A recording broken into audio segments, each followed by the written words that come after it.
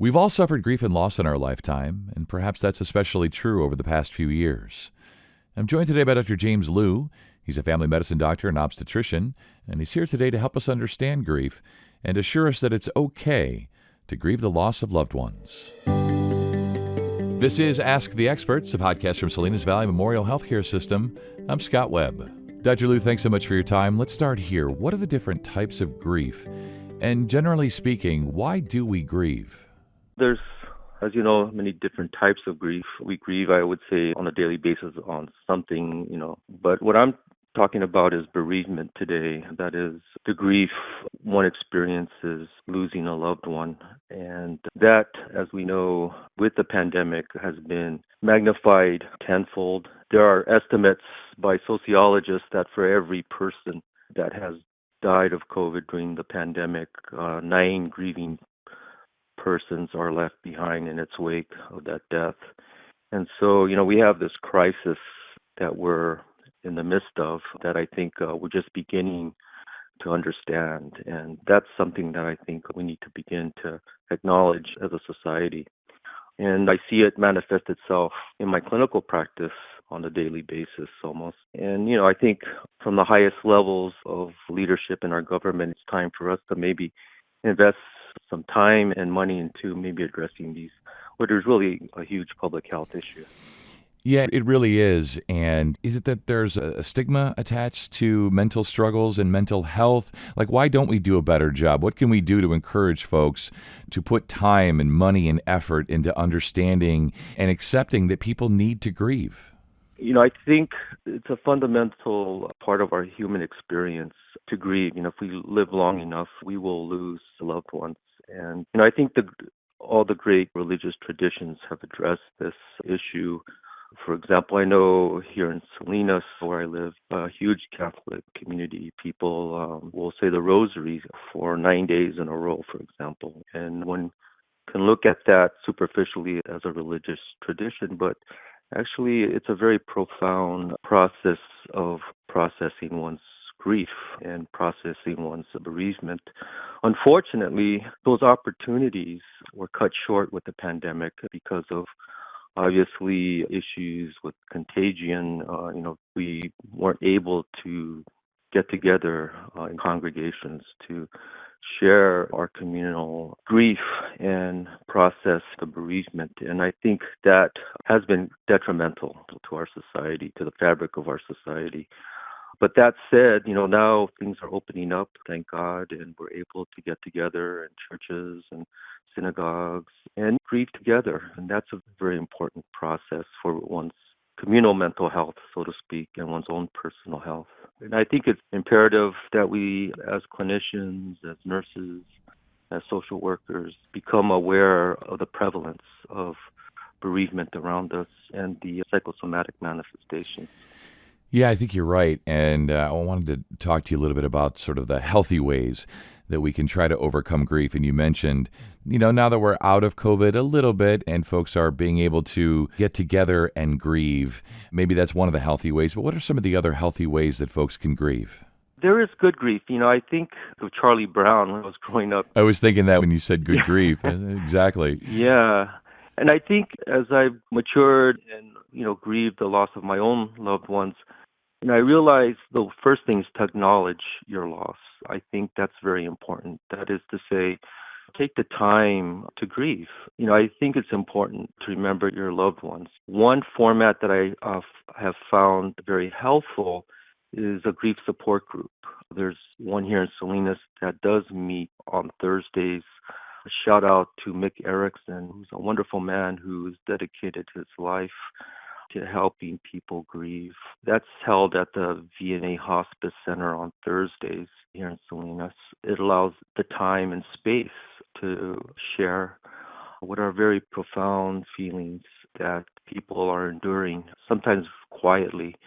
And I think it can be a very cathartic and healing process. And I have found that for many people, it's very helpful. And in terms of good grief, I would have to say that there are certain things you will learn in support groups. There are common things, for example, that everyone's journey through bereavement, through grief is unique. Everyone grieves a bit differently. Sometimes, again, acknowledging one's loss is one thing, but I think it's important for the family, friends, to also remember to acknowledge the loss of others. I think that in itself can be very healing. And to recognize that, yeah, if doesn't want to come to the Christmas party, it may not be that they're slighting you personally, etc. Maybe they're just not feeling up to the spirit, and that's okay. And to realize that, I think the holidays are difficult during the time of bereavement because sometimes it was that wife or that husband that made that season special. It was the husband who was a Santa Claus, or it was the mother who hung the stockings and filled them up with toys and who's no longer there.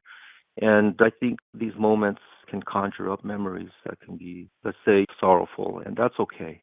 I think as a society, it's interesting. We want to smile and be happy, during the holiday season, and that's understandable. I think it was the late Queen Elizabeth who was quoted as saying that grief is the price we pay for love. And I think it's important to realize that if you're crying, you're in a very real sense honoring those who have left us. Yeah. Yeah, sometimes having a good cry is okay. You have to be okay with that. You have to acknowledge the loss, acknowledge the grief. Sometimes, though, Doctor, the periodic sadness can turn into real depression, clinical depression. So I wanted to talk to you a little bit about that for folks who do become depressed. Where can they go? What should they do? How can their loved ones help them? And so on. That's something that I think my fellow clinicians can help address with their patients. There is a difference between depression and grief.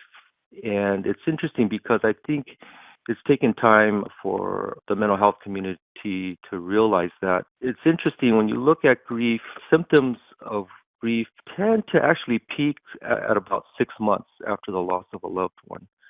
So you can say normal, and it can even last longer. I think what obviously can complicate the situation is depression.